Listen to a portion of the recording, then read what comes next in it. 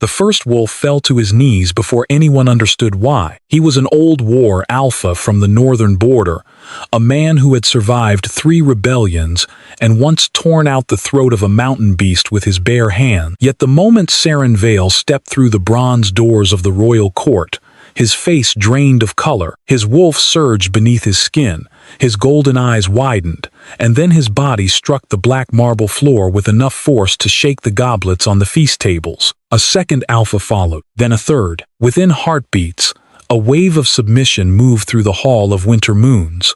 Lords, commanders, royal guards, and noblewomen gasped as their wolves forced them downward. Some caught themselves on trembling hands. Others bowed their heads so low their foreheads touched the stone. At the far end of the hall, beneath banners of silver and midnight blue, Wolf Prince Kael rose from beside his new bride. His hand closed around the arm of his throne. Seren stood beneath the open doors with winter wind stirring the dark folds of her cloak.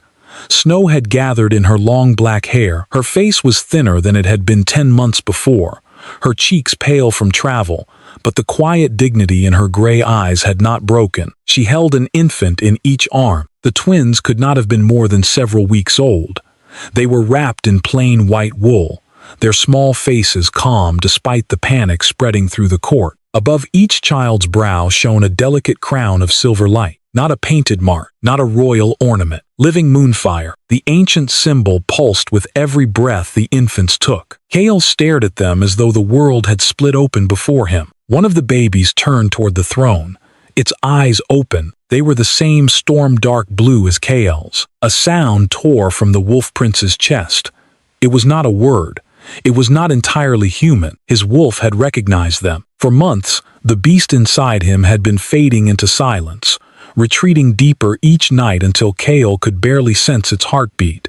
Now it awakened with such violence that his claws burst through his fingertips. Blood ran over the carved arms of the throne. Seren's younger twin made a soft sound. The prince's knees buckled. Kael, heir to the strongest werewolf kingdom beneath the northern moon, collapsed before the woman he had abandoned. Behind him, his bride rose slowly. Lady Selene Vale wore the ceremonial silver crown Kael had placed upon her head at their wedding. She was Seren's foster sister, the beloved daughter of the noble house that had raised Seren out of duty and reminded her of that duty every day of her life. Selene looked at the twin. Then she closed her eye. Not in shock, in relief. Lord Malrek Vare, first voice of the royal council, understood the danger before anyone else. He stood so quickly that his chair overturned behind him. "Seize the children," he commanded. The royal guards hesitated. Their wolves were still bowed. "Now," Vare shouted. Before the curse spreads, Kael lifted his head. His face had changed. The disciplined restraint he had worn through years of war and political ceremony had vanished. Something ancient looked through his eyes, something furious enough to drown kingdoms in blood. The sound that came from him rolled through the hall like thunder beneath stone. "Touch them," he said, "and I will tear this kingdom apart with my own hands." 10 months earlier, in that same hall, he had allowed the council to take everything from Seren. The Hall of Winter Moons had been filled with white roses on the morning of the choosing ceremony. Noble daughters stood beneath the silver dome in gowns woven with pearls, fox fur, and threads blessed by temple priestesses. Their families filled the balconies above, waiting to see which bloodline would be joined to House Arden. Seren stood among them wearing a dress borrowed from Selene. It was pale blue and slightly too large at the waist. The sleeves concealed the faded scars on Seren's wrists, left from the winter she had been found near the ruins of a fallen pack. No one knew who her parents had been. No one knew what blood moved through her veins. At 6 years old, she had been brought to Lord Vale's estate by a patrol that discovered her beside a burned carriage. The soldiers expected her to die before sunrise. Instead, she survived 3 nights of fever without crying. Lord Vale had taken her in because royal law required noble houses to shelter orphaned wolf children. His wife gave Seren food, education, and a place near the kitchen fires. She never gave her a home. Seren was introduced as the Vale family's royal ward, never as their daughter. She ate at the main table only when guests were present. She learned court history besides Celine but was forbidden to wear the family crest. When noble visitors asked where she belonged, Lady Vale would smile politely and say, "The crown placed her with us. We have fulfilled our obligation." Seren had learned early that gratitude was the price of every breath she took beneath their roof. She also learned not to reach for anything that had not been offered. That was why she tried not to look at Kael during the choosing ceremony. The Wolf Prince stood beneath the great moonstone arch, wearing black ceremonial armor. He was 29, broad-shouldered and severe, with dark hair falling across his brow and a scar running from beneath his right ear toward the edge of his jaw. He had returned from the Eastern Wars only weeks before, carrying victory banners and a silence no celebration could penetrate. The kingdom feared him. The council needed him married. Kael's father had died without warning the previous winter, leaving the throne empty and the border packs restless. Until Kael took a Luna bride, the ancient coronation rites could not be completed. Every noble family had offered a daughter. Seren had never expected to be considered. She attended only because all unmarried women of noble households were required to stand before the royal heir. Even a ward without lineage could not be excluded from the old law. The ceremony began when the moon reached the glass dome. One by one, the women approached Kael. He touched 2 fingers to their wrists, allowing his wolf to search for a bond. Nothing happened. A priestess announced each failure. Lady Morell of House Thorn stepped forward. Nothing. Lady Evra of the River Pack. Nothing. Celine Vale approached in a gown of white velvet. She looked beautiful beneath the moonlight. Her golden hair was braided with silver chains, and her calm expression revealed none of the fear Seren had noticed in her that morning. Kael touched her wrist. The moonstone arch flickered. A murmur moved through the hall. The light was weak, but it was the first reaction of the night. Lord Vare leaned toward the priestess and whispered something. The priestess lifted her staff. The moon acknowledges a compatible royal bond. Applause erupted from the Vale family's balcony. Jelena did not smile. Her gaze went past Kael and found Seren. There was an apology in her eyes. Seren did not understand it. Not yet. She was the last woman called. A servant almost forgot her name. "Seren," the herald said after checking the parchment. He hesitated before adding, "Ward of House Vale." Laughter did not fill the hall. What followed was worse. Polit silence, the kind reserved for someone whose presence was tolerated but whose hopes would be embarrassing to witness. Seren walked toward the moonstone arch. Her hands were cold, but her spine remained straight. She told herself this meant nothing. Kael would touch her wrist, the priestess would announce the absence of a bond, and Seren would return to her quiet life in the Vale household. Then she came close enough to see the prince's face clearly. Kael stopped breathing. A strange pressure filled the hall. Seren felt it beneath her ribs first, a sudden pull, sharp and deep, as though an invisible thread had been tied around her heart. Kael's eyes darkened. His wolf rose behind them. For one forbidden instant, the prince did not look at her like an unwanted ward. He looked at her as though he had found something he had been searching for in every battlefield, every winter forest, every blood-soaked dream. His fingers closed around her wrist. Pain flashed through Seren's body. The moonstone arch exploded with silver light. Every candle in the hall went out. Women screamed. Guards drew their swords.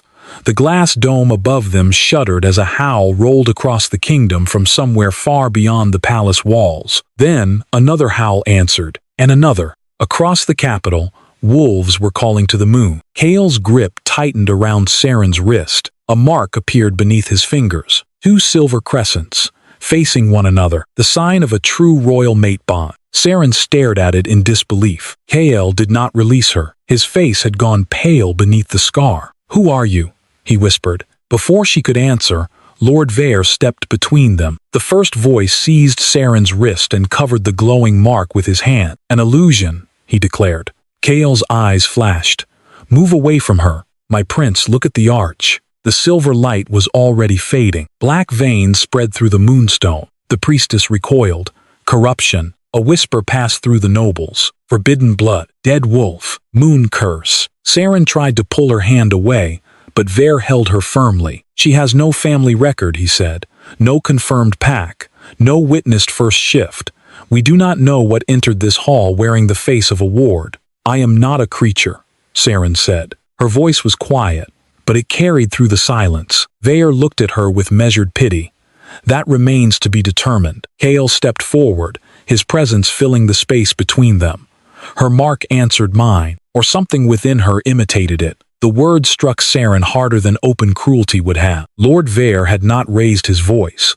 He had not insulted her. He had simply transformed the most impossible, beautiful moment of her life into evidence that she did not belong among them. The priestess examined the darkened moonstone. There are old accounts of orphaned carriers, girls found after fallen packs, their wolves dead but their bodies inhabited by forbidden spirits. Seren heard Lady Vale gasp from the balcony, not from concern, from horror that such a suspicion had attached itself to her household. Kael looked at Seren's wrist again. The mark was fading beneath her skin, but the pull between them remained. Seren could feel his wolf pressing against the bond, restless and demanding. For a moment, she believed he would refuse the counsel. He had noticed the truth. She saw it in the tension of his jaw, and the way his body had angled protectively toward hers. Then Lord Vare spoke the words that changed everything. The border alphas will not kneel to a queen without blood or pack. If you claim her, they will challenge the succession before dawn. Kael's expression hardened. The kingdom is 3 weeks from civil war, Vare continued. Your father's throne remains unconsecrated. Choose stability, my prince. The moon gave a lawful response to Lady Selene. She is noble-born, respected, and capable of uniting the central packs. Seren looked at Kael. He stared back at her. The hall disappeared around them. She did not ask him for love. They had exchanged no promises. He owed her no tenderness, but the mark on her wrist still burned. His wolf still recognized hers. Even if Seren had never shifted, she needed him to speak only one truth, that what had happened between them had been real. Kael slowly removed his hand from hers. The absence of his touch felt like falling through ice. The succession cannot rest upon an unknown bloodline, he said. Each word was control. Each word cut deeper than the last. Lord Vare bowed his head. Seren did not. She refused to give the court the satisfaction of seeing her break. The priestess approached with a silver cloth and covered Seren's wrist, as though concealing something diseased. Kael turned toward Selene. Lady Selene Vale, he said, his voice carrying to the balconies. The crown accepts your bond. The hall erupted. Bells rang from the palace towers. White rose petals fell from the upper galleries. Noble families cheered the union that promised peace. Seren stood beneath the dead moonstone while the man marked as her true mate offered his hand to her sister. Selene did not take it immediately. She looked at Seren again. This time, the apology in her eyes had become terror. That night, Seren discovered why. She was packing her few belongings when Selene entered the small room beneath the eastern stairs. The future princess had removed her ceremonial jewelry.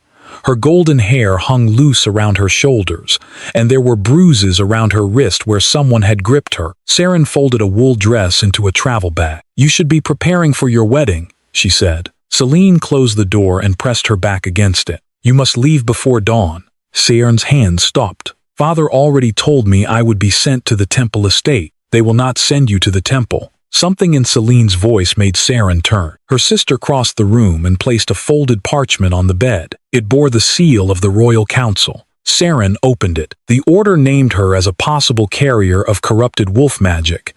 It authorized her removal to the underground chambers beneath the old moon temple, where blood testing and spiritual separation rituals would be performed. Seren had heard of those rituals. No one survived them. The council gave this to Father after the ceremony, Selene whispered.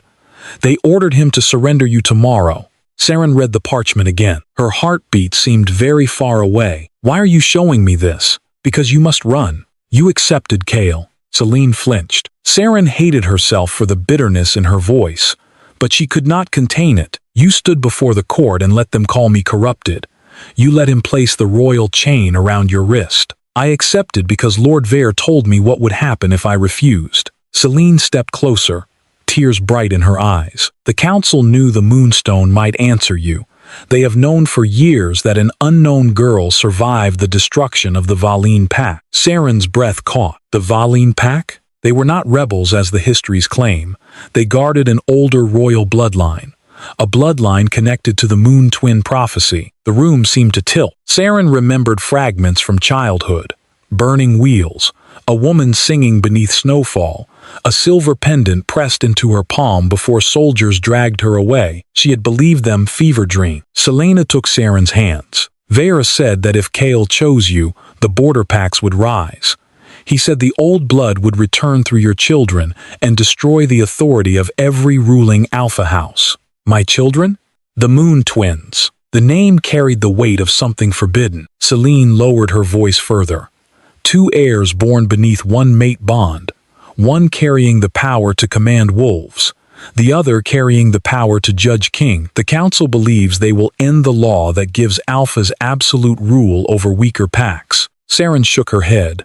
I have no children. Selena's gaze dropped, not to Seren's face, to the faint silver light beneath the cloth wrapped around her wrist. The bond completed when Kael touched you. Seren felt the blood leave her cheeks. That is impossible. Not for your bloodline. A knock sounded from the corridor. Both women froze. Selene pushed the travel bag into Seren's arm. There is a servant passage behind the old hearth.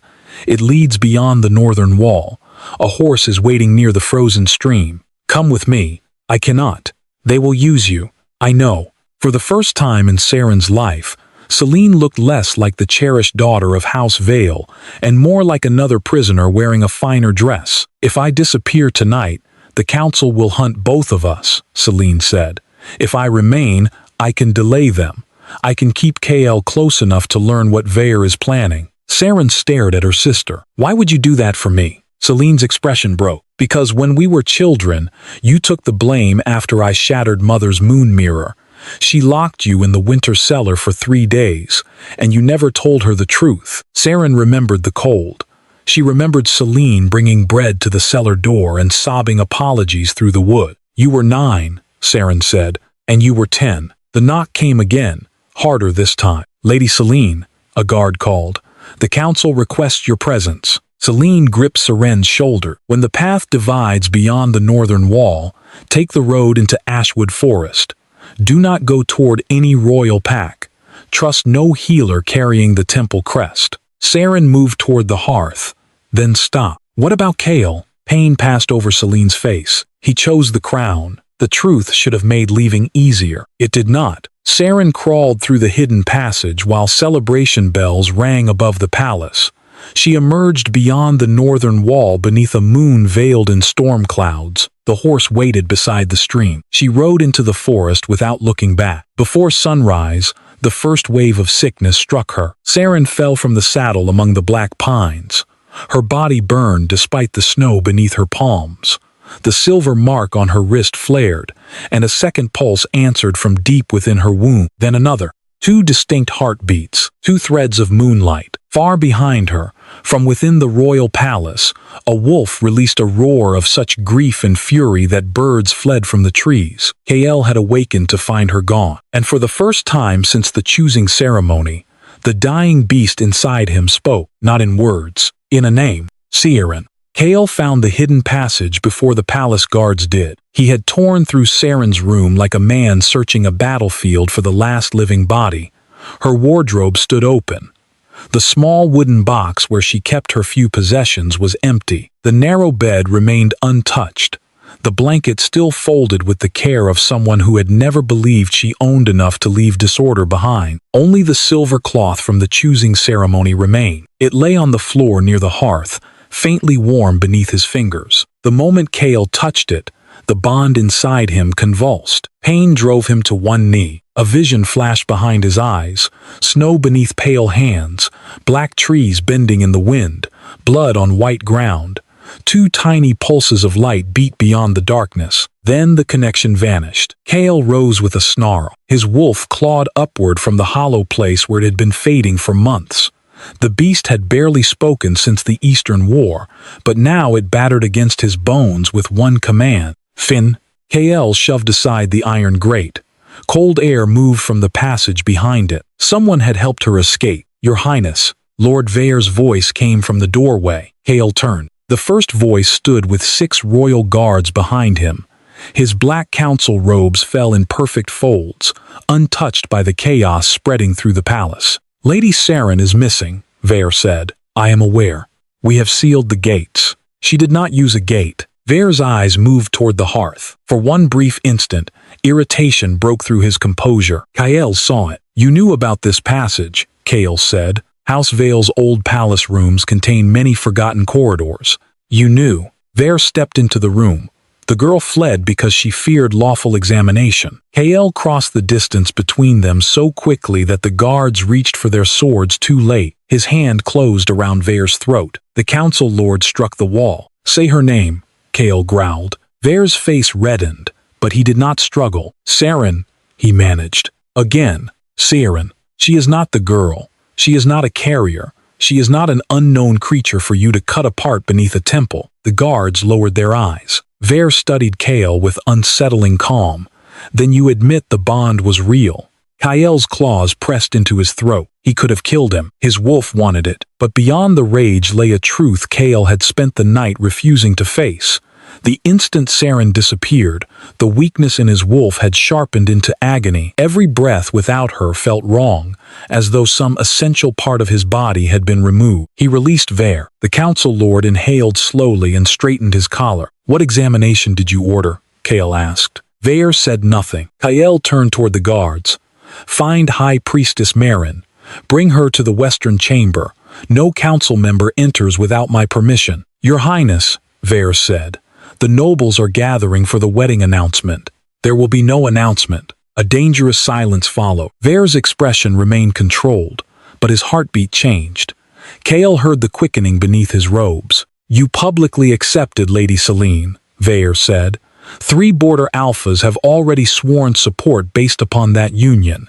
If you withdraw now, every rival house will claim instability. Then let them. You would risk civil war for a ward who may carry a forbidden bloodline." Kael stepped closer. "No.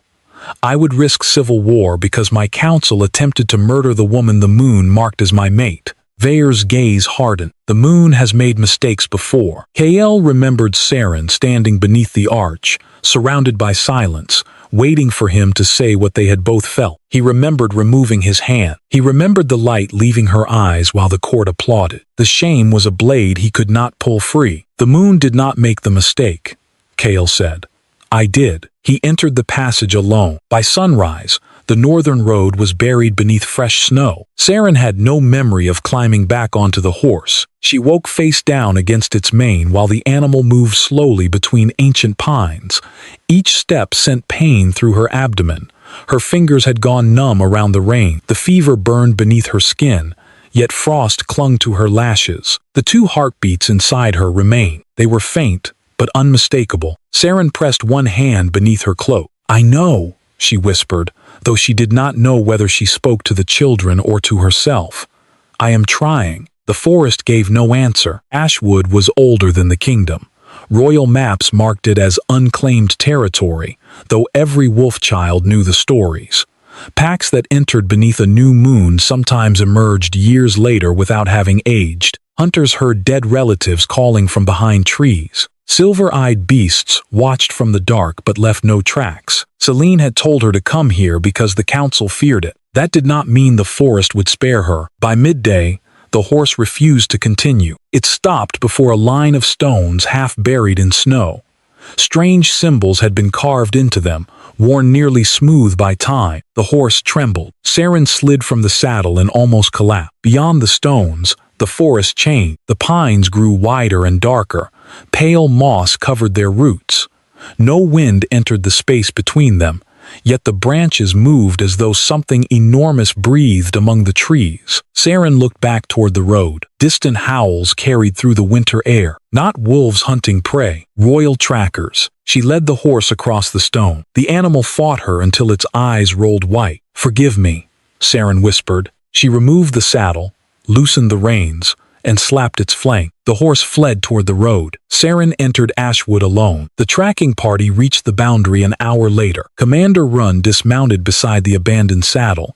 He was a hard-faced warrior with iron-gray hair and a scar across his left brow. Kael trusted him because Rune had served House Arden before the council gained influence over the army. He examined the snow. "One woman," he said. "On foot." A younger guard looked into the trees. She crossed the ward line. Rune's jaw tightened. The black stones formed a broken circle around the forest. Even beneath snow, the ancient carvings seemed to watch them. A temple rider approached from behind. Unlike the royal guards, he wore white leather armor marked with a silver eye. "The council's order requires immediate pursuit," he said. Rune did not look at him. The prince ordered Seren returned alive. The council named her a danger to the succession. The prince is the succession. The temple rider reached inside his cloak. Rune caught his wrist before he could draw the sealed parchment hidden there. He tore it free. The order bore Lord Vare's private mark. Capture the carrier before royal contact. If extraction proves impossible, eliminate the bloodline. Rune read it twice. Then he folded the parchment and placed it inside his armor. The temple rider's face changed. "That document belongs to the first voice. Not anymore. You are disobeying the royal council." Rune drew his sword. "No," he said. "I am deciding which part of the crown still deserves my obedience." The temple rider barely had time to move. Rune struck him with the hilt and sent him unconscious into the snow. He turned to the guard. "Return to the palace. Tell Prince Kael the council issued a second order." "And Seren?" Rune looked into Ashwood. Between the trees, two silver lights appeared. They hovered at the height of a wolf's eyes. Then they vanished. "I will find her," he said. Seren walked until the daylight faded. The forest offered no path, yet something kept guiding her deeper. Each time she turned toward lower ground, pain tightened around her heart. Each time she moved north, the pressure eased. The bond, even at a distance. Kael's presence pulled at her. She hated it. She hated that some part of her still recognized him after he had stood before the kingdom and denied her. She hated that when exhaustion weakened her, she remembered the way he had looked at her beneath the moonstone arch before fear and politics had turned his face to stone. She hated that those few seconds had felt more like home than all the years she had spent beneath the veil roof. A branch snapped behind her. Seren stopped. The forest became silent. She reached for the small knife hidden in her sleeve. A wolf stepped between the trees. It was enormous, nearly as tall as her shoulder, with fur the color of old bone. Scars crossed its muzzle. One eye was blind and clouded white. The other shone silver. Seren did not run. The wolf approached without sound. Its nose lifted. It smelled the blood on her dress. Then it smelled the children. The beast froze. A low rumble moved through its chest. Seren tightened her grip on the knife. "I have nothing worth taking." The wolf came closer. Moonlight slipped through the branches and touched Seren's face. The mark beneath her sleeve burned. The beast's front legs folded. It bowed. Seren stared.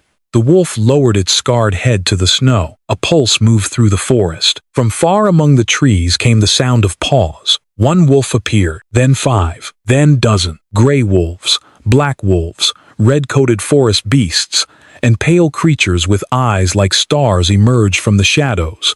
Some bore scars from traps. Some were old. Others were young enough to remain close to their mothers. Every one of them bowed. Seren's knife slipped from her fingers. The twin heartbeats inside her grew stronger. Light spread beneath her skin. 2 crescent shapes glowed across her abdomen, visible through cloth and cloak. The ancient wolves lifted their heads and howled. The sound shook snow from the branches. Seren pressed both hands over the children. She did not feel powerful. She felt terrified. "What are you?" she whispered. The white wolf rose. It turned and walked deeper into the forest, then stopped to look back. Seren understood. "Follow." She took one step. Pain tore through her body. Her knees struck the ground. The wolves surged around her, but none touched her. Their warm bodies formed a living wall against the cold. Seren tried to rise. She could not. The last thing she saw before darkness took her was a woman emerging from between the trees. She wore no shoes despite the snow.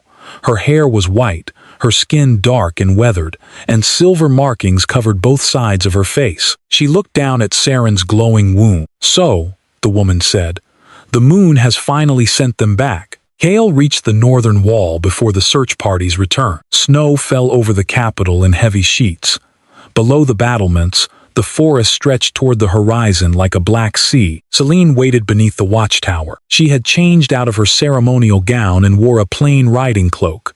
2 guards stood behind her, but Kael recognized them as members of House Vale's private household rather than royal soldiers. "You helped her," he said. Selena did not deny it. Kael stopped before her. Where did she go? Somewhere your council cannot easily reach. My council is attempting to kill her. I know. The answer ignited his anger. You knew before the choosing. Yes. And you said nothing. Celine's face tightened. To whom? The prince who allowed Lord Vere to speak for the moon. The man who felt a true bond and still turned away from it. His wolf lunged beneath his skin. Selena did not step back. Kael had expected fear from her.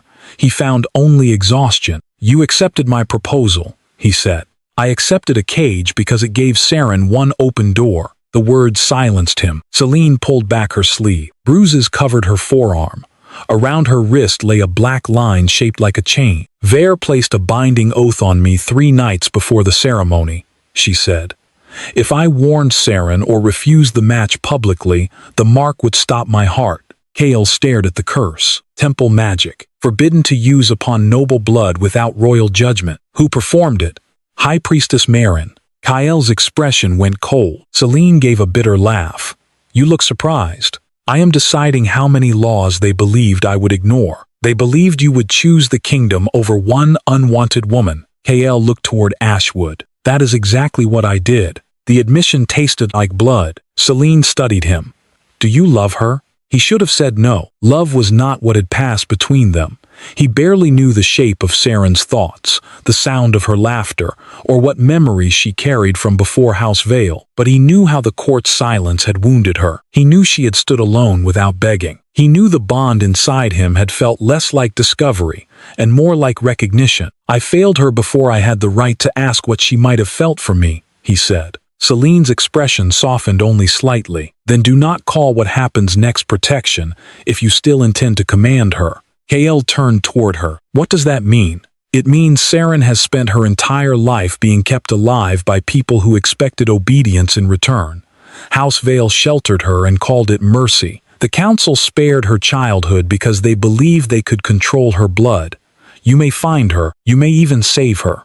But if you expect her gratitude to become love, you will wound her again. Kael looked away. The truth landed where no blade could reach. A horn sounded from the gate below. Commander Rune rode into the courtyard with 6 exhausted guards. One unconscious temple rider lay tied across a second horse. Kael descended before the gates had fully closed. Run dismounted and handed him the council order. Kael read the final line. Eliminate the bloodline. His vision narrowed. Where is Seren? She entered Ashwood. Kael looked toward the forest again. Prepare 12 riders. Rune shook his head. A company will not survive the old wards. We go in small numbers or not at all. Then you and I. Your Highness, Celine said behind them, Vere wants you outside the palace. Kael turned. She continued. If you leave openly, he will call an emergency council and declare you compromised by forbidden mate magic. Rune's expression darkened.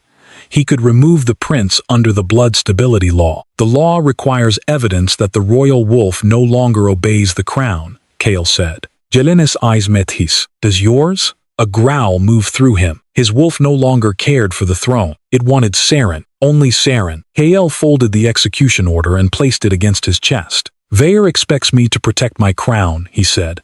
Let him. That night, the palace bells announced that Prince Kael had retired to the sacred crypts to prepare for his coronation. A cloaked rider left through the burial gate beneath the western cliffs. Only Rune rode beside him. By dawn, Vere had taken control of the royal court. Seren woke beneath a ceiling made of roots. Warm firelight moved across walls carved directly from stone.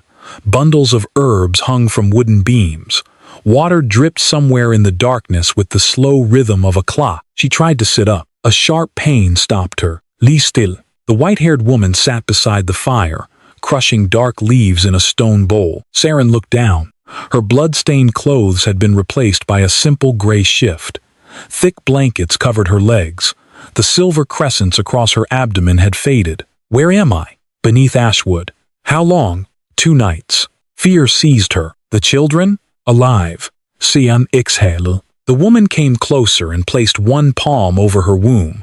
Her hand was warm. 2 pulses answered. The woman's face remained grave. They are strong, she said.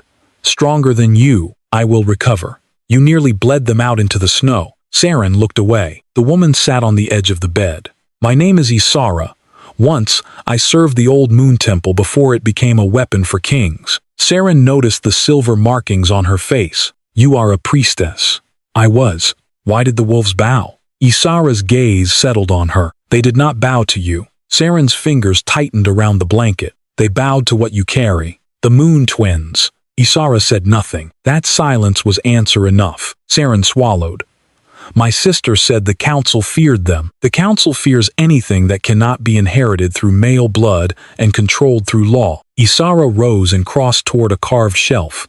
She removed a small iron box. Inside lay a silver pendant blackened by fire. Seren stopped breathing. She had seen it in dream. A woman's hand pressing it into hers. A burning carriage. Where did you find that? Isara placed the pendant in Seren's palm. It belonged to Leora Velun, last guardian of the twin moon bloodline. The name moved through Seren like a forgotten song. Who was she? Your mother. Memory struck without warning. Seren saw silver hair darkened by blood. A woman holding her beneath a fur cloak while men shouted outside the carriage. A kiss against her forehead. Do not let them name you empty. The vision vanished. Seren covered her mouth. Isara allowed her no time to hide from the grief. Your mother died keeping the council from finding you. The Valine pack was destroyed because they refused to surrender her records. House Vale found me. No. Lord Vare's soldiers found you. One of them disobeyed his orders and placed you among the survivors brought to House Vale. Seren stared at the pendant. All these years, they were watching. The room seemed colder. Why allow me to live? They believed your blood had gone dormant. You never shifted. You showed no moon mark. To them, you were a failed vessel. Seren remembered the court's polite silence, the unwanted war, the obligation, the girl no one considered dangerous enough to hate until the moonstone answered her. What are the twins supposed to do? Isara returned to the fire. Prophecy is rarely a command. It is a warning written by people who feared choices they could not predict. What warning? The old woman looked into the flame. When twin heirs are born from the true royal bond, one will carry the crown voice, the power to call every wolf spirit to obedience. Seren thought of the wolves bowing in the forest. And the other?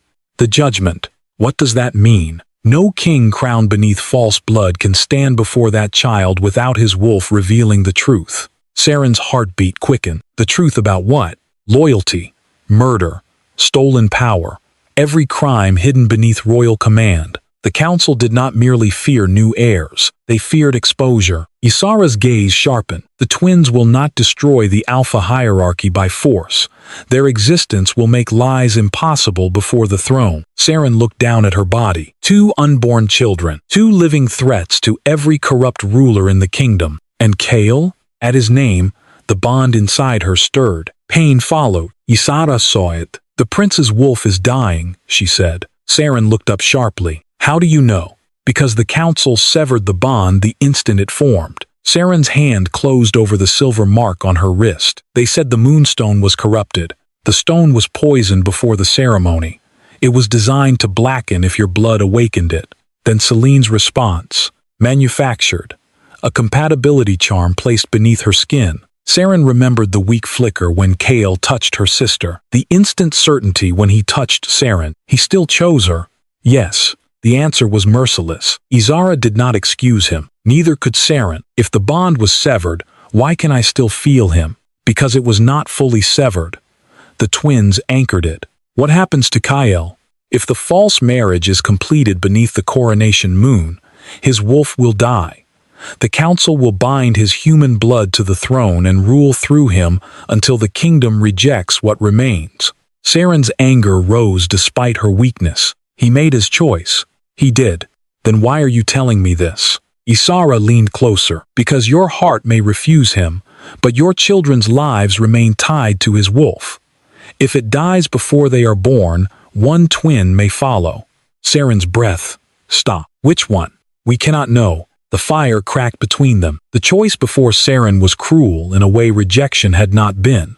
She could flee farther north and perhaps protect herself from the council, but distance would allow the false bond to kill Kael's wolf, and possibly one of her children. She could return to the man who had denied her before the entire kingdom. She could save him without forgiving him. Seren pressed both hands against the lives inside her. When is the coronation, Moon? Isara's expression darkened. 6 months from now. Seren looked toward the root-covered ceiling, as though she could see the palace beyond stone, forest, and snow. 6 months. Long enough for the council to strengthen its power. Long enough for her children to grow. Long enough for Kael to search for her, or betray her again. Far above, in the silent forest, wolves began to howl. Isara rose. They have found the boundary. Seren's heart struck hard against her ribs. The council?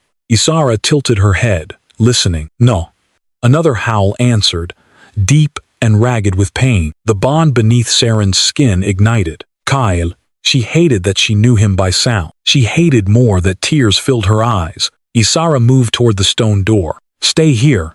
Seren forced herself out of bed. Her legs shook, but she remained standing. I will not hide while someone else decides what happens to me. Isara looked at her for a long moment. Then she handed Seren a dark wool cloak. Outside, the ancient wolves formed a circle beneath the moon. At its center stood Prince Kael Arden. Blood covered one side of his face. His cloak had been torn away, and silver thorns from the forest wards were buried in his arms and shoulders. Commander Run lay unconscious near a tree behind him, still breathing. The white wolf stood between Kael and the underground sanctuary. Its teeth were bared. Kael did not draw his sword. He looked past the beast, at Seren. Everything in him went still. For the first time since the choosing ceremony, no court surrounded them. No council whispered. No crown waited to be secure. Only the forest. Only moonlight. Only the woman he had wounded and the children whose heartbeats he could somehow feel through the shattered bond. Kael took one step toward her. The wolves growled. He stopped. Seren. Her name broke in his voice. She drew the cloak tighter around her body. You should not have come. I know. The answer unsettled her. Kael lowered himself to one knee, not because the wolves forced him, because he chose to. The future king bowed his head before the unwanted ward he had denied. I cannot undo what I did, he said. I cannot ask you to trust me, but the council has ordered your death, and I will not return to the throne while they hunt you. Seren looked at the blood running down his hand. You chose that throne over me once. Yes. And now? Kael raised his eyes. His wolf shone through them, weak but awake. Now I know a kingdom preserved by sacrificing the innocent deserves to fall. The children moved inside her. The ancient wolves began to circle closer. Seren wanted to believe him. That frightened her more than hatred ever could. Before she could answer, Run stirred near the tree. Then an arrow struck him through the shoulder. A second arrow flew from the darkness. It was aimed at Seren's womb. Kael moved before Seren saw the arrow. He crossed the space between them with a speed that tore the silver thorns from his shoulders. His body struck hers as the arrow passed through the edge of his cloak and buried itself in the stone doorway behind them. The tip hissed. Black liquid spread across the rock. Moonbound. The ancient wolves erupted. They vanished into the trees in a storm of fur and teeth as more arrows descended from the darkness. Isara seized Seren by the arm and dragged her toward the sanctuary while Kael turned with his back to them, claws breaking through his bloodied hand. Rune tore the arrow from his own shoulder and staggered upright. Temple hunters, he gasped. White armored figures emerged between the pine. They moved without banners, their faces hidden beneath silver masks. Each carried a short bow carved with the eye of the old moon temple. Kael recognized the mark. It belonged to High Priestess Meren's private execution order. A hunter released another arrow. Kael caught it in his palm. The moonbane burned through his skin, but he snapped the shaft and charred. The first hunter died before he could reach for his blade. Kael struck him across the chest and sent him into a tree hard enough to split bark. Another swung a silver chain toward Kael's throat. Kael ducked beneath it. His claws opened the man from shoulder to ribs. Blood struck the snow. The remaining hunters spread out. They had not come to fight a prince. They had come to kill a pregnant woman. That knowledge stripped the last restraint from Kael's wolf. His bones shifted beneath his skin. For one instant, Seren thought he would transform. Instead, Kael screamed. The sound was so raw that even the hunters hesitated. Dark veins spread across his neck. His claws lengthened, then fractured. His eyes flickered between human blue and a dim, dying gold. The severed bond was tearing his wolf apart. One hunter saw the weakness and lunged. Seren stepped forward. Kael. The prince turned at the sound of his name. The mark on Seren's wrist ignited. A silver pulse crossed the clearing. It struck Kael in the chest. His wolf surged awake. The force of it threw the nearest hunters backward. Snow lifted from the ground in a perfect circle. The wolves in the forest howled as one, and the black veins across Kael's neck receded. He looked at Seren. So did everyone else. She stood with one hand pressed over the twins, and the other extended toward him. Silver light moved beneath her skin in two separate rhythms. The power did not belong to her alone. It flowed through the children. Kael's wolf bowed inside him, not in submission. In recognition, the hunters recovered. Their leader raised a black horn. Ysara's face changed. Stop him. Run through his sword. The blade struck the hunter through the throat before he could sound the call, but the horn fell against a stone. One low note escaped. The forest answered, not with howls, with bells. Far beyond the trees, hidden temple riders rang iron chimes designed to rupture wolf spirits. The sound rolled through Ashwood like a wave of poison. The ancient wolves collapsed. Kael dropped to one knee. Run covered his ears, blood running between his fingers. Seren felt the twins twist violently inside her. Pain folded her body. Ysara caught her. The bells are tuned to royal blood. Another note sounded. Kael forced himself upright. Where are they? Along the eastern ridge, Run said. Stay with her. Kael took one step and nearly fell. Seren saw the cost in his face. The bond had strengthened him for only a moment. The iron bells were killing what remained of his wolf. You cannot reach them, she said. I do not need to return. The words struck her. Kael drew the short blade at his hip and turned toward the ridge. Seren seized his wrist. He froze. The contact opened the bond between them. She saw fragments of him, a boy kneeling beside his dying mother while council lords whispered that grief was weakness. A young prince standing over the body of his first commander after an eastern ambush, convinced the betrayal had come from someone he trusted. Years of sleeping with a sword across his chest. His father's final command, preserve the throne, whatever it costs. Then Seren saw herself through his memory, standing beneath the moonstone arc, silver light in her hair, pain in her eyes when he stepped away. The regret inside him was not saw. It was savage. Kael saw her memories in return. The winter cellar, Lady Vale counting every piece of bread given to her, Celine crying outside the locked door, the court falling silent when Seren's name was called. The instant Kael denied the bond. Then the forest, blood, fear, 2 heartbeats. Kael staggered. Seren released him. Neither spoke. The iron bells sounded again. This time, one of the unborn children went still. Seren's breath vanished. No. She pressed both hands to her womb. One heartbeat remained strong. The other faded. Ysara knelt beside her. The smaller twin is losing the bond. Kael heard. Something in his face broke. What do we do? Ysara looked toward the buried sanctuary. There is an altar below. The old bond altar. If both parents stand upon it willingly, the twins may anchor the royal wolf. Seren understood the price before Ysara said it. And if the bond is corrupted, it may kill one of you. Kael did not hesitate. Take us there. Seren looked at him. You do not command this choice. His expression tightened. No. The bells rang again. Seren doubled over. Kael reached for her, then stopped before touching her. That restraint decided what his words could not. She held out her hand. He took it carefully. Together they entered the sanctuary while Run and the surviving wolves guarded the stone door. The passage descended beneath twisting roots. Moon symbols glowed along the walls as Seren passed. Kael walked beside her, his breathing shallow, blood dripping from the thorns still lodged in his back. At the bottom lay a circular chamber open to the sky through a narrow shaft in the earth. Moonlight fell onto a black altar. 2 handprints had been carved into its surface. Between them lay the image of twin crown. Ysara stood at the edge of the chamber. The altar does not recognize titles, she said. It recognizes truth. You must enter without command, bargain, or obligation. Kael looked at Seren. If this binds you to me against your will, do not do it. The child may die. I know. And you would let me walk away? His voice roughened. I would die before I made your fear into another chain. Seren searched his face. She had wanted him to suffer. On the coldest nights, Before exhaustion took her, she had imagined him waking with the same emptiness he had left inside her. Now he stood wounded before an altar that might kill him, offering her the one thing no one had ever truly given her: choice. Another bell rang. The weaker heartbeat fluttered. Seren placed her palm into the carved mark. Kael placed his hand into the other. The altar awakened. Silver light flooded the chamber. The force threw Izara against the wall. Kael's wounds opened.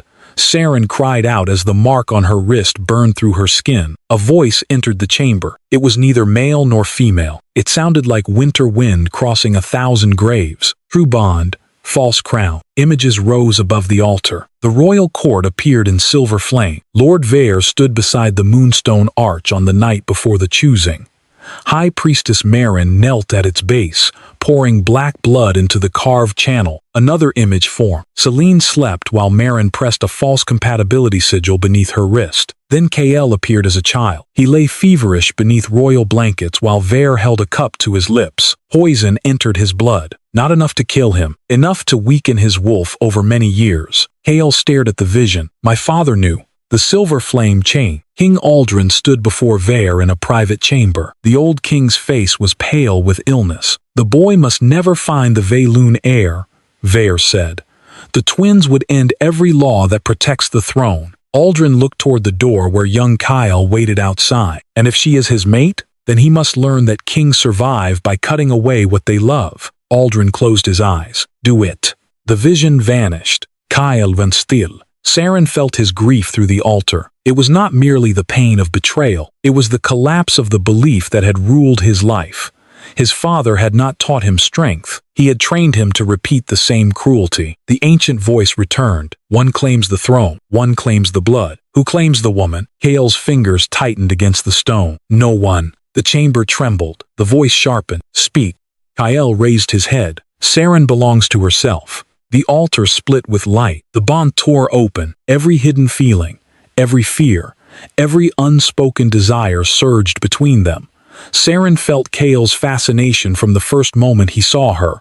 His suspicion, his terror that the prophecy meant she would destroy him. His shame after choosing Selene. His desperate search through the palace.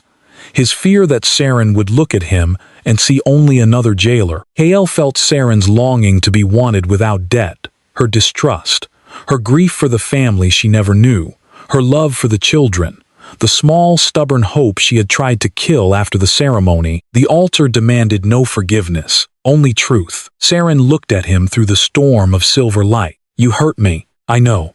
I may never forget it. You should not. I do not trust you. I will earn what I can. The weaker heartbeat inside her faltered. Kael's face twisted. Take my wolf, he said to the altar. Give it to the child. Seren's eyes widened. No. Kael did not look away from her. I was taught the throne mattered more than any life. Let mine prove otherwise. The ancient voice filled the chamber. Offer accepted. Darkness tore out of Kael's chest. It took the shape of a massive black wolf chained in silver fire. The beast was scarred, gaunt, and bleeding from wounds that had never existed on Kael's human body. Seren understood. This was the hidden truth of his wolf. The creature had not been dying only from poison. It had been imprisoned by every command Kael obeyed against his own conscience. The wolf looked at Seren, then at the twin. It lowered its head. The chains tightened. Kael gasped and collapsed against the altar. No, Seren whispered. She reached for the wolf spirit. The chains burned her hands. The ancient voice warned her. The crowned blood must pay. Then take the false crown. The chamber fell silent. Seren did not know where the words had come from. The mark over her womb blazed. Two infant heartbeats struck together. The altar shook. Above them, across the kingdom, every royal banner tore free from its tower. The silver coronation crown resting in the palace crypt cracked down the center. A howl erupted from beneath the earth. The chains around Kael's wolf shattered. The beast surged into Seren. Cold fire moved through her blood. For one terrifying instant, she carried both Kael's wolf and the twins.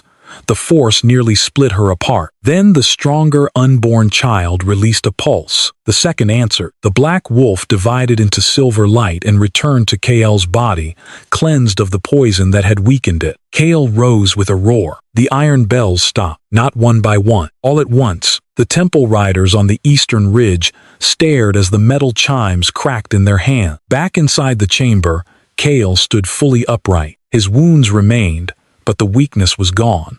Gold burned through his eyes, fierce and steady. His wolf had returned. Seren swayed. Kael caught her before she fell. This time, she did not pull away. Isara pressed a hand to Seren's wound. The weaker heartbeat strengthened. Both children lived. Kael closed his eyes. His forehead rested briefly against Seren's hair. No claim, no triumph, only relief. Above them, Rune shouted a warning. Steel rang near the sanctuary entrance. More hunters had entered the forest. Kael lifted Seren into his arm. She stiffened. "I can walk." "I know." "Then put me down." A flicker of something almost human passed through his expression. Not humor, respect. He lowered her carefully. Together they returned to the surface. The clearing had become a battlefield. 3 ancient wolves lay dead in the snow. Run fought near the stone doorway, his injured arm hanging uselessly at his side. A ring of temple hunters surrounded him. At their center stood High Priestess Seren. She wore white robes beneath silver armor. Her hair had been shaved at the temples, revealing lines of scripture carved into her skin. She was not old, but her face carried the severity of someone who had spent years mistaking fear for faith. When she saw Seren, grief, not hatred, entered her eyes. "So it is true," Seren said. The hunters stopped fighting. Kael stepped in front of Seren. Seren looked at him. "Your wolf has returned. No thanks to your temple. I did what was required. You poisoned the moonstone to prevent a war that would consume every pack." Seren moved beside Kael rather than remaining behind him. "You ordered arrows aimed at unborn children." Meren's expression tightened. "I ordered the end of a prophecy before it could become a slaughter. They are infants. They are power." The priestess's voice broke for the first time. "My mother lived when the last twin claimants rose in the Western Kingdom. 2 royal heirs divided every wolf's loyalty. Packs turned against fathers, sons against mothers. 40,000 died before the twins were burned." Isara stepped from the sanctuary. "They were not true moon twins." Seren looked at her former mentor with something close to betrayal. "They carried the crowns. They painted them with sacrificial blood. You know that.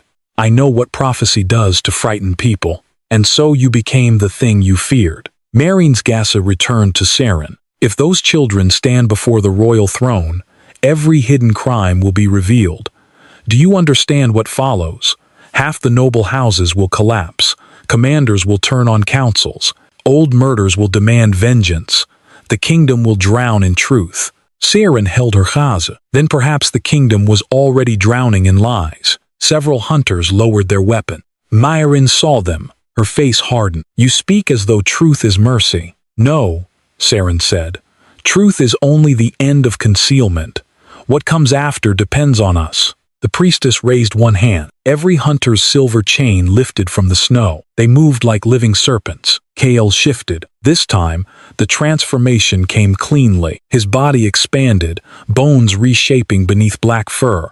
A massive wolf stood where the prince had been, larger than any creature in the clearing.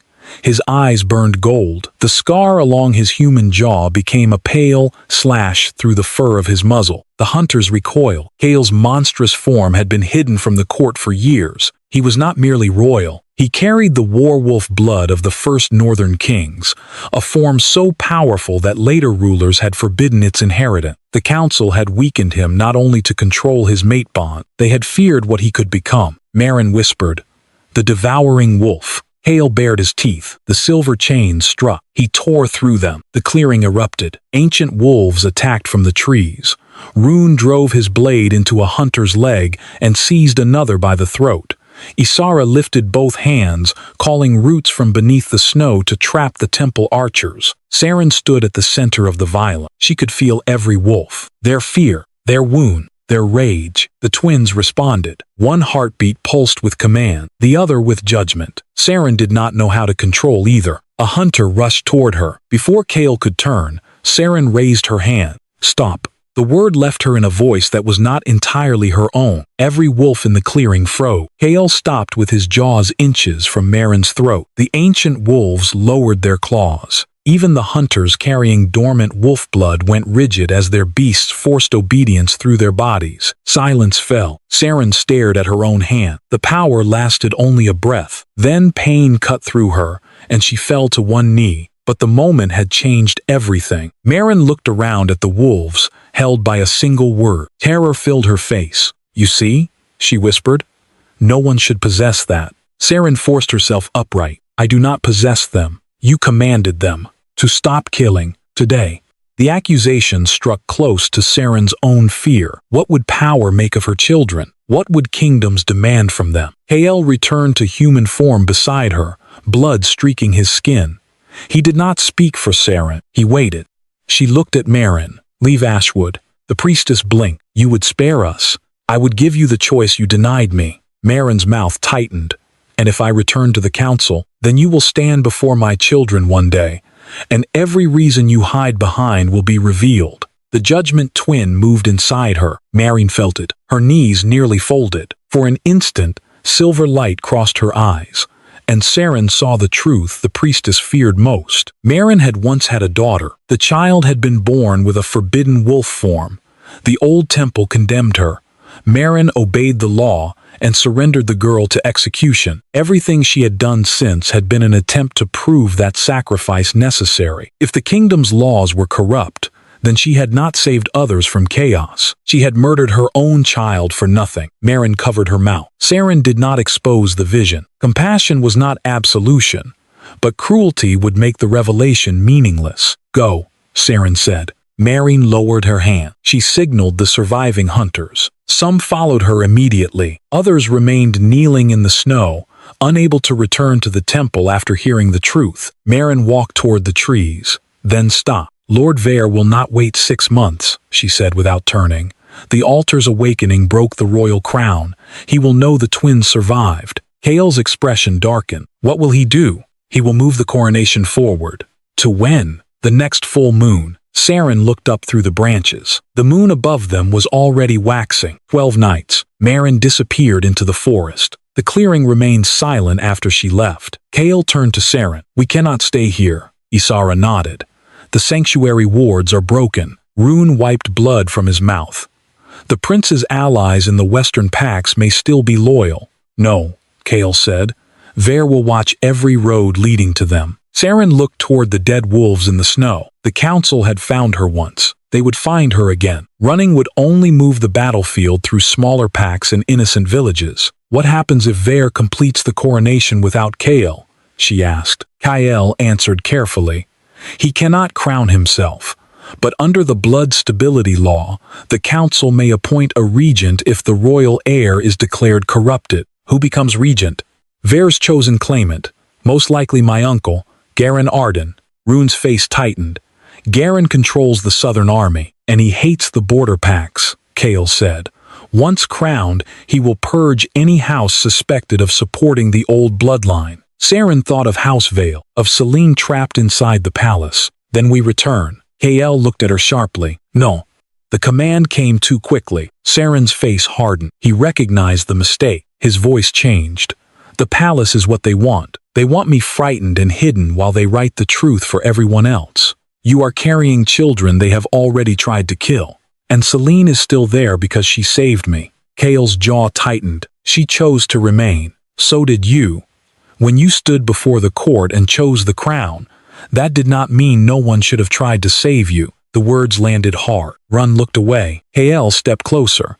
"If we return, Vare will force a public judgment.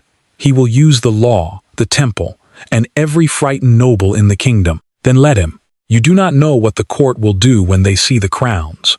"No, but I know what they did when I stood there alone." Seren looked at the blood covering the snow. "I will not spend the rest of my life waiting for another arrow. I will not raise these children in hiding so that men like Vare can teach the kingdom to fear them before they learn to speak." Kael searched her face. The wolf inside him wanted to carry her farther north, beyond every road and throne. Seren could feel the impulse through the repaired bond. He mastered it. "What do you need from me?" he asked. Not what will you do, not where will you go. What do you need? Seren answered after a long silence. Access to the court. You will have it. Selene protected, with my life. The council records opened before the noble houses. Kael nodded. And when the truth is revealed, Seren continued, you will not ask me to stand beside your throne as proof that you were right. His expression still. What will you ask? I will decide after I know whether your kingdom can recognize a woman without turning her into a symbol. Kael lowered his head. Then I will wait for your decision. They left Ashwood before dawn. Ysara traveled with Seren in a covered forest cart. Run rode ahead to contact the few commanders he still trusted. Kael moved through the trees in wolf form, remaining close enough that Seren could sense him but never approaching the cart without invitation. For 3 days, they followed forgotten roads beneath the mountain. During the first night, Seren woke from a dream of burning carriages. Kael sat beyond the fire. He had returned to human form and wore a rough black tunic taken from Rune's supply. Without armor or royal insignia, he looked less like a prince and more dangerous, as though nothing stood between his wolf and the world. You are awake, he said. Seren pulled the blanket around her shoulders. So are you. I do not sleep well. I remember. The bond had shown her enough. Kael looked into the fire. I did not know you could see those memories. Neither did I. Do you regret touching the altar? Seren considered the question. No. I regret that saving my child required me to open myself to you. He accepted the distinction. After a while, he said, your room at the palace was beneath the eastern stairs. She looked at him. I saw it when you left. You had never been there before. No. You were prepared to marry a woman whose sister lived like a servant in your own palace rooms. Shame moved across his face. Yes. Seren expected an excuse about war, duty, or the distance between royal chambers and servants' quarters. None came. Kael reached into his cloak and placed something on the ground between them. The silver cloth from the choosing ceremony. I found it beside the hearth. Seren stared at it. I kept it because it was the last thing that carried your scent. The confession was almost too intimate. She looked away. You do not know me. No. You know the bond. Yes.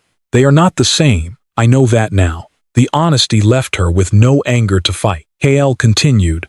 You take the crust from bread before eating it. Seren looked back at him. He gestured toward the plate near her blanket. You did it at the choosing feast. You placed the crust beneath your napkin. Lady Vale said leaving it on the plate was wasteful. Why remove it? It reminded me of the cellar. Kael's expression darkened, but he did not turn the moment into a promise of vengeance. You prefer the center, he said. Yes. You hold warm cups with both hands, even when they are not heavy. Seren said nothing. You watch doors when entering a room. You never sit where someone can stand behind you. When you are frightened, you become quieter, not louder. She looked at him for a long moment. Why did you notice? Because after you disappeared, I realized I had been noticing you before I allowed myself to understand why. The fire shifted. Seren's heart betrayed her with one painful beat. That is not love, she said.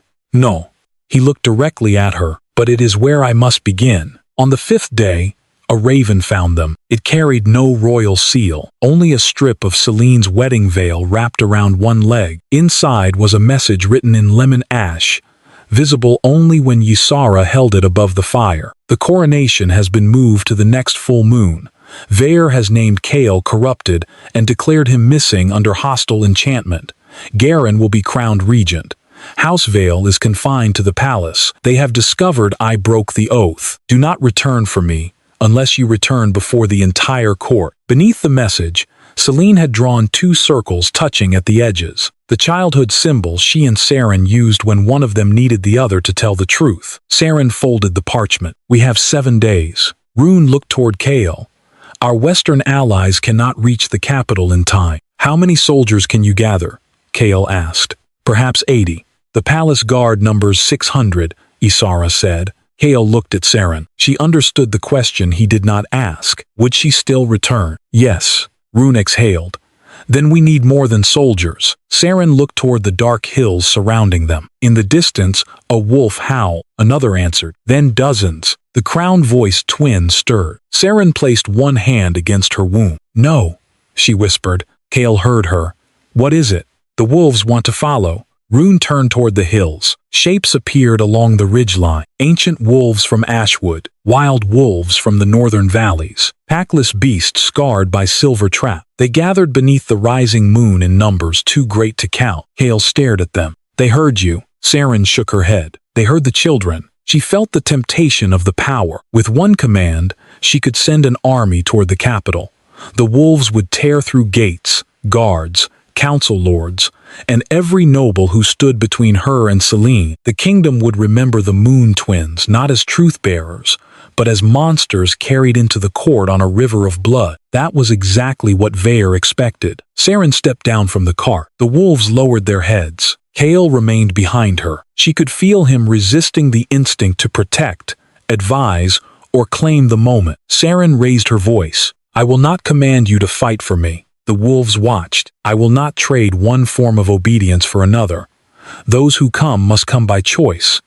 Those who remain will not be judged. For several breaths, nothing moved. Then an old gray wolf turned away and disappeared into the hills. 3 others followed. Seren's chest tightened, though she had expected it. Most remain, not bound, not compelled, choosing. Kael looked at her with something deeper than awe, understanding. The army that approached the capital 6 nights later carried no royal banner. 80 soldiers rode with Commander Run. Isara walked beside temple defectors who had abandoned Meren's order. Hundreds of wolves moved through the forest on either side of the road, silent beneath the moon. At the center rode Seren Vale, the unwanted ward the kingdom believed had fled in shame. Her pregnancy could no longer be hidden. Silver light flickered beneath her dark cloak with every heartbeat of the twin. Kael rode beside her without crown or armor. The capital gates came into view at sunset. They were closed. Archers lined the walls. Above them flew the banner of Garen Arden, a red wolf beneath a broken moon. Lord Vare stood on the battlement. His voice carried through a silver speaking horn. Prince Kael Arden has returned under the control of forbidden blood.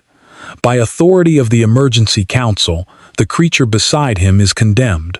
Surrender her, and the crown may yet show mercy. Kael reached for his sword. Seren touched his arm. He stopped. She rode forward alone. The archers raised their bows. Kael's wolf pressed against the bond in panic. Seren did not look back. She stopped within range of the wall. Lord Vare, she called, you wish to judge my blood before the court. His figure went still above the gate. I have come for that judgment. Murmurs moved along the battlements. Vare recovered quickly. You have brought beasts against the capital. I brought witnesses. Animals cannot witness law. The wolves around the road lifted their heads. Seren's voice remained calm. Then open the gates and let the noble houses see what your law fears. Vare looked toward the army behind her. He believed he still controlled the court. He believed the palace guard could contain them once they entered. Most of all, he believed public judgment would allow him to turn fear against the twin. The gates open, not fully. Only enough for one rider at a time. A trap,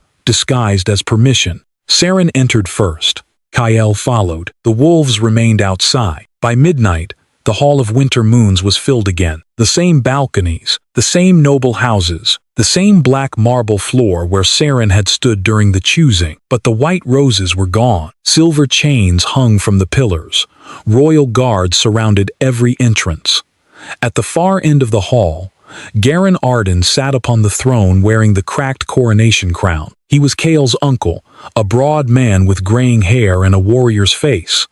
Unlike Vare, Garen did not hide his ambition beneath civility. Yet when he saw Kael enter alive, uncertainty flashed in his eyes. Selene stood beside the throne. Her hands were chained. The black oath mark had spread from her wrist to her throat. Seren's breath caught. Selene looked at her, not with fear, with relief. Kael saw the chains and moved. 6 guards leveled silver spears at Selene's chest. He stopped.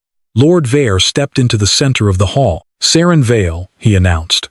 You stand accused of corrupting the royal heir, carrying forbidden blood, awakening outlawed wolf magic, and conspiring to place unnatural offspring upon the throne. The court stared at her abdomen. Whispers spread. Seren walked forward. Each step echoed through the hall. I request the old right of blood testimony. Vare's expression shifted. The ancient law allowed any accused person of uncertain lineage to place blood upon the throne relic and demand recognition from the royal ancestors. No one had invoked it in 200 years. The relic was damaged, Vare said. Then use the Moonstone Arch. It was corrupted by your presence, or poisoned by yours. The hall erupted. Vare lifted one hand. Silence returned. An accusation against the first voice requires proof. Seren looked toward Selene. So does an accusation against an unwanted ward. Selene's eyes filled. Vare's control tightened. The court will proceed with the wolf trial. The side doors opened. Guards dragged an iron cage into the hall. Inside crouched a monstrous wolf. Its fur had fallen away in patches.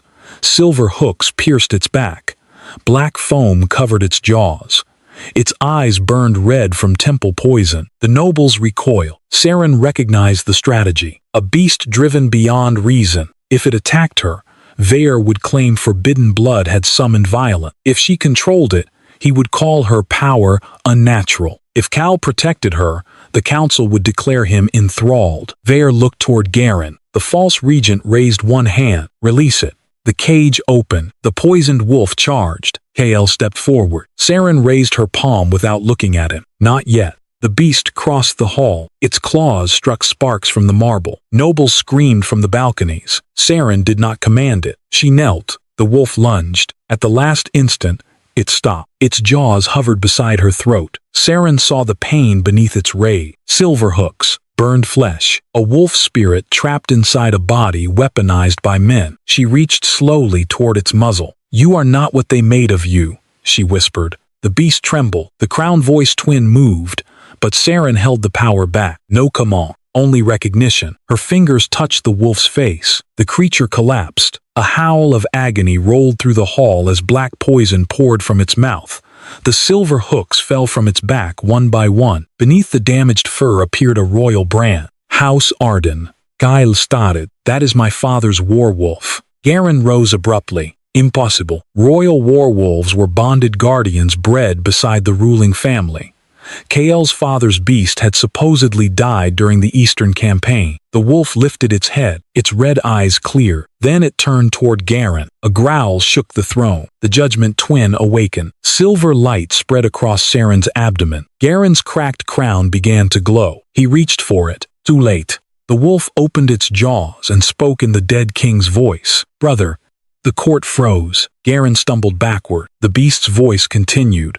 Broken but unmistakable. You held me while Vare poured poison into my mouth. Every eye turned toward the throne. Kael's face emptied of emotion. Garen looked at Lord Vare. That single glance condemned them both. The hall exploded into shouting. Vare struck his staff against the floor. Silver chains dropped from the pillars. They wrapped around Seren's wrists, throat, and waist before Kael could reach her. The twins flared. The chains dragged her toward the Moonstone Arch. Kael transformed halfway across the hall. Royal guards surrounded Selene with spear. Vare shouted over the chaos. One step more, and Lady Selene dies. Kael stopped in monstrous form, claws gouging the marble. Seren struggled against the chain. Vare approached her. His composure was gone now.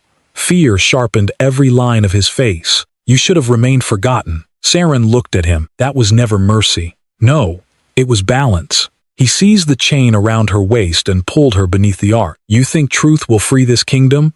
Truth will fracture it. Every pack will demand vengeance. Every weak wolf will challenge its alpha. Every law will be questioned until nothing remains but blood. Then your order was built on fear. All order is built on fear. Vare drew a ceremonial knife. Kael's roar shook the hall. The council lord placed the blade against Seren's wound. Condemn the prince, Vare said. Declare the bond false.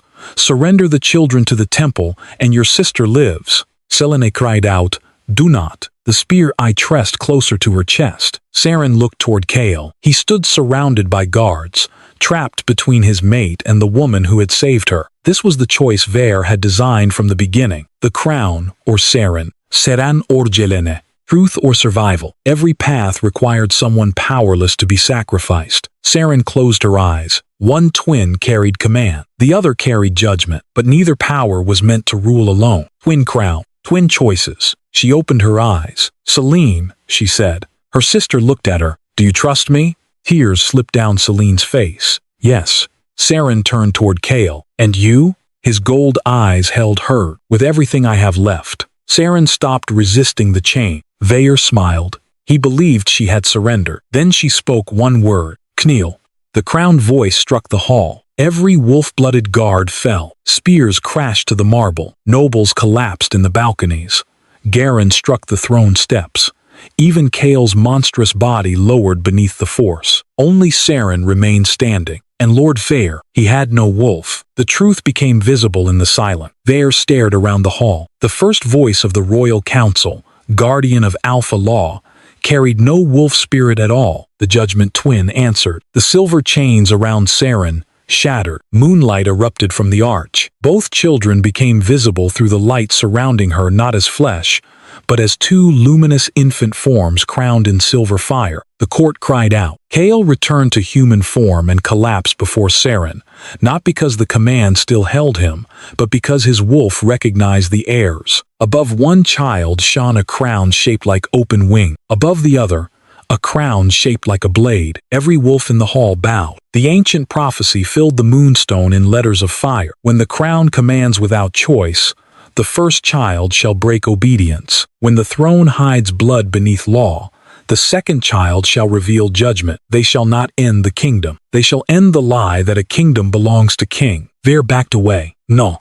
Seren looked at him. The judgment passed through the hall. Visions ignited above the throne. Vare ordering the destruction of the Vaeloon guardian. Vare poisoning Kael as a child. Vare forcing Selene into the marriage. Vare and Seren murdering King Aldrin when the old king began to regret his obedience. The final vision showed Vare standing beside a burning carriage 21 years earlier. A small girl cried beneath the wreckage. A soldier lifted his sword. Vare said, "Let the fire erase the bloodline." The court saw Seren's mother die. They saw the nameless soldier carry Seren away in defiance. They saw Lord Vale accept the child while agreeing never to claim her as family. Seren watched the truth of her life unfold before hundreds of people. She had imagined this moment would feel like victory. Instead, grief nearly brought her to her knees. Selene tore free from the fallen guards and reached her first. She wrapped both arms around Seren. The black oath mark around Selene's throat broke apart. For the first time, the sisters stood together before the court without apology, duty, or borrowed names between them. Vare fled toward the side door. The poisoned werewolf blocked his path. Kael Rosse. He could have killed Vare where he stood. Everyone expected it. Vare expected it most of all. Kael looked toward Seren. The decision belonged to the woman whose blood the council had tried to erase. Seren faced Vare. "You will live." Shock spread through the hall. Vare laughed once, breathlessly. "Mercy? No." Her voice remained quiet. "You believe death erased consequence.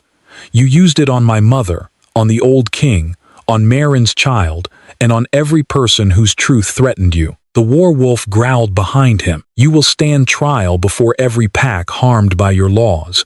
You will hear their names. You will live long enough to understand that survival without power is not mercy." Run stepped forward and bound Vare's hand. Seren remained kneeling near the throne. He looked older without the crown. "I followed Vare because the southern packs would never accept forbidden heirs," he said. Seren looked at him. The judgment twin stirred. Seren's wolf exposed the deeper truth in a single, involuntary whine. He had wanted the throne. Fear had only given ambition a noble disguise. Kael removed the cracked crown from his uncle's head. He did not place it upon himself. He dropped it onto the marble. The crown broke into 3 pieces. The sound echoed through the hall. Kael turned toward the assembled court.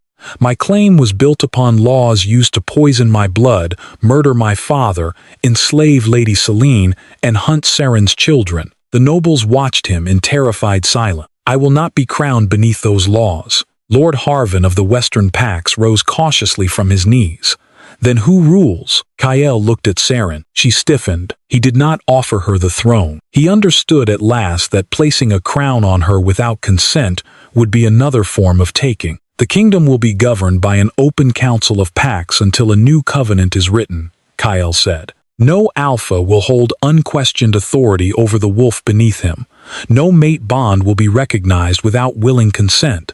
No child will be condemned for blood, form, or prophecy." The hall erupted again. Some voices protested. Others shouted approval. Several old alpha lords stood and walked out. Kael let them go. Power shifted through the room, uncertain and dangerous. Not peace, the beginning of something harder. Choice. 3 months later, Seren returned to Ashwood for the birth. She refused the royal chambers despite every healer's insistence that the palace was safer. Too much blood had been spilled beneath its stone. She chose the sanctuary beneath the roots, where the ancient wolves gathered in silence above. Selene remained beside her. Isara guided the birth. Kael waited beyond the chamber door because Seren had not asked him to enter. The labor lasted through one full night. Near dawn, Seren's strength began to fail. The first child was born beneath a cry of wolves, a daughter. She had dark hair and Kael's storm-blue eyes. A silver crown glowed briefly above her brow, shaped like open wings. The crown voice. The second child did not come. Siereblet. Isara's face tightened. The child is turned. Selena held Seren's hand. Stay with me. Seren tried. Pain consumed the chamber. Outside, Kael felt her weakening through the bond. He struck the stone door with both hands. Seren. She heard him, not as a prince, not as a wolf demanding entry, as a man terrified of losing her. Isara looked toward the door. Your choice. Seren closed her eyes. For months, Kael had kept every promise. He had refused coronation. He had slept outside her chambers during threats but never crossed the threshold uninvited. He had listened when she spoke before councils. He had accepted her anger without turning repentance into a performance. He had not asked for forgiveness. He had made himself worthy of being known. Let him in. The door opened. Kael entered and came directly to her side. He did not touch her until she reached for him. Seren gripped his hand. The bond opened. His strength moved toward her, not as command, but offering. Stay, he whispered. I am trying. No, stay because you choose this life, not because anyone needs you to endure it. Tears slipped into Seren's hair. All her life, endurance had been the only virtue anyone praised in her. Be grateful. Be quiet. Survive what is given. Kael asked her for something different. Choose. Seren looked at the daughter lying against Selene's chest. She felt the second child trapped beneath pain and blood. I choose them. Kael pressed his forehead to hers. And yourself. The words broke something open inside her. Seren breathed. She chose herself. The second child was born as sunlight entered the chamber. Asson. He did not cry at first. Kael went completely still. Then the infant opened silver-gray eyes. A crown shaped like a blade appeared above his brow. Every wolf above the sanctuary bowed. The judgment child released a small, furious cry. Seren laughed through her tears. It was the first sound of pure joy Kael had ever heard from her. He wept. Not quietly, not with royal restraint. He knelt beside the bed and covered his face while the children's cries filled the chamber. Seren watched him. Then she held out their son. Kael looked up. Take him. His hands trembled as he accepted the child. The prince, who had once chosen a throne over truth, held his son as though entrusted with something no crown could equal. Months later, the Hall of Winter Moons opened again. The throne had been removed. In its place stood a circular table carved from the shattered moonstone arc. Representatives from every pack gathered around it.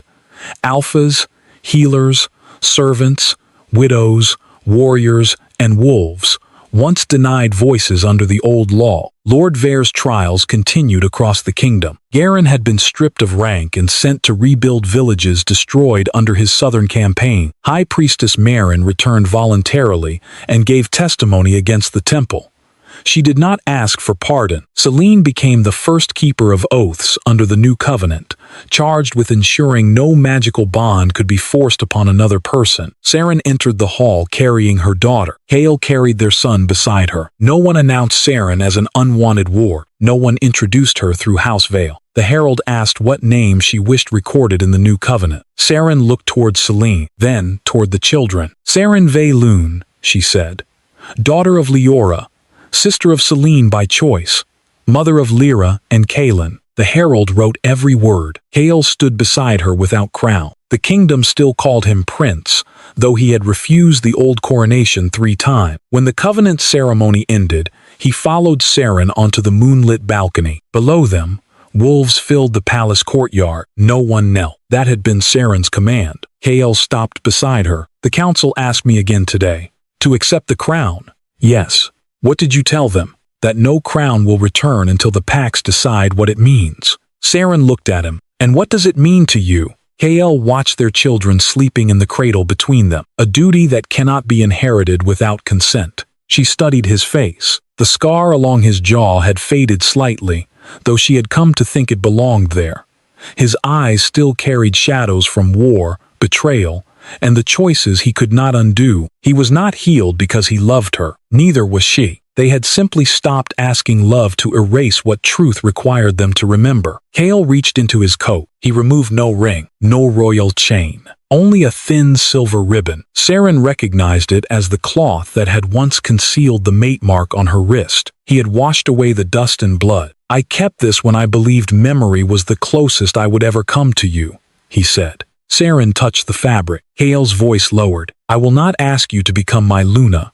That title belonged to a law that treated women as proof of male power. Her heart began to beat harder. "I will not ask you to complete the bond because prophecy says we should, and I will never ask you to forgive what I have not finished repairing." He placed the ribbon in her palm. "I am asking whether I may spend my life knowing you, not possessing you, not protecting you from choices, standing beside you while you make them." Seren looked at the man who had once stepped away beneath the moonstone arch, the man who now waited without reaching for her. Behind them, Lyra stirred. A soft silver crown flickered above the infant's brow. Kaelin opened one eye and made a quiet sound. Kael glanced toward them, then back to Seren. She could feel his fear through the bond. Not fear of rejection, fear that his love might still become another burden she felt obliged to carry. Seren closed her fingers around the silver ribbon. "Yes," she said. Kael did not move. "Ask me again," she whispered, without kneeling.